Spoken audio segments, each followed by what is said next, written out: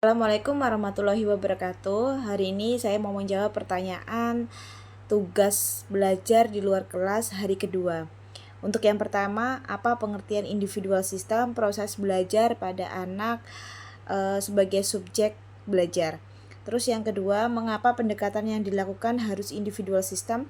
Karena setiap anak itu memiliki karakter dan kesukaan masing-masing. Yang ketiga, apa tujuan yang ingin dicapai dengan melakukan pendekatan secara individual system? Agar proses dapat dilakukan secara bertahap atau small step system. Yang keempat, di Bimba, murid dan guru memiliki peran masing-masing. Masing-masing sebutkan apa peran guru dan murid. Untuk peran guru atau motivator itu memberikan motivasi dan bimbingan kepada anak-anak dengan cara yang menyenangkan atau fun learning agar anak-anak juga tanpa ada beban atau paksaan untuk mengikuti pembelajaran. Untuk murid sendiri untuk murid perannya yaitu menjadi subjek utama dan belajar sambil bermain. Yang kelima, apa perbedaan antara metode individual system dengan classical system? Jika classical system itu kan biasanya materinya itu diberikan semuanya gitu. Jadi untuk hari itu tuh untuk materinya itu diberikan secara langsung gitu. Tapi kalau yang individual system ini setiap anak itu kan mendapatkan materi yang berbeda. Jadi kayak anak ini tuh punya karakter seperti ini gitu. Jadi materinya itu tuh diberikan sesuai dengan karakter dan kemampuan si anak. Tapi kalau classical system itu biasanya materinya itu diberikan semuanya tanpa melihat karakter atau kesukaan anak-anak gitu loh, kesukaan anak masing-masing anak begitu.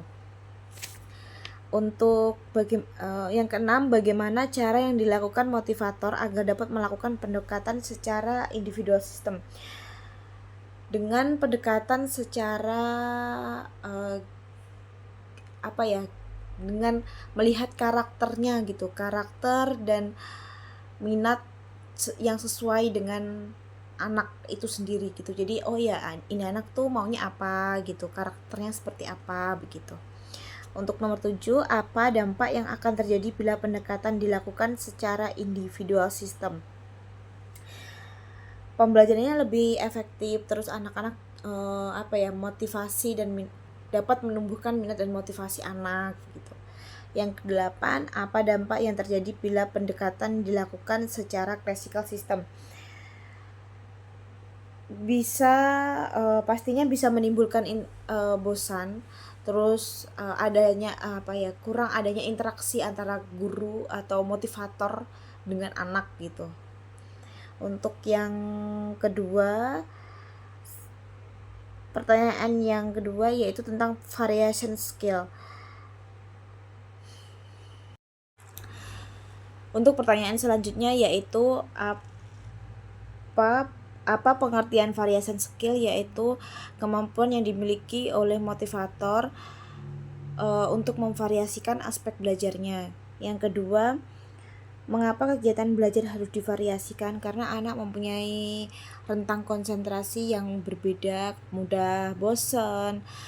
Jadi setiap anak-anak itu biasanya mudah teralihkan oleh suatu kegiatan gitu. Terus yang ketiga, apa tujuan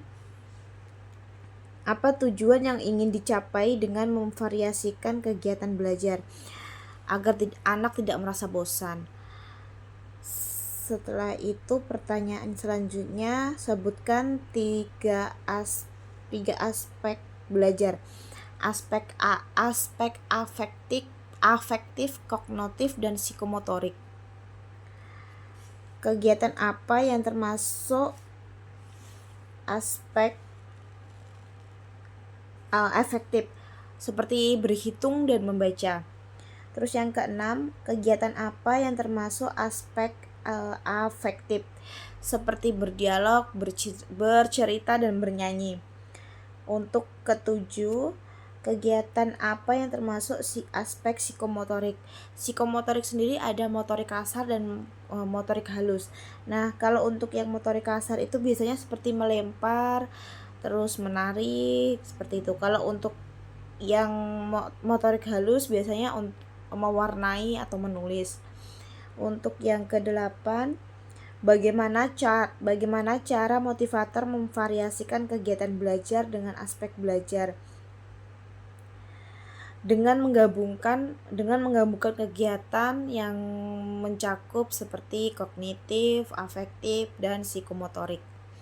Untuk pertanyaan selanjutnya yaitu apa yang dimaksud dengan the law of effect, yaitu mengulangi kembali kegiatan. Terus yang kedua, apa yang dimaksud dengan the law of exercise, yaitu suatu kegiatan yang terus diulang maka akan berdampak mampu. Untuk yang ketiga, apa yang dimaksud dengan the law of readiness, yaitu anak akan mampu dan terampil sehingga anak-anak ini akan siap gitu ke tahap selanjutnya. Sekian dari saya untuk jawaban dari tugas belajar di luar kelas hari kedua. Wassalamualaikum warahmatullahi wabarakatuh.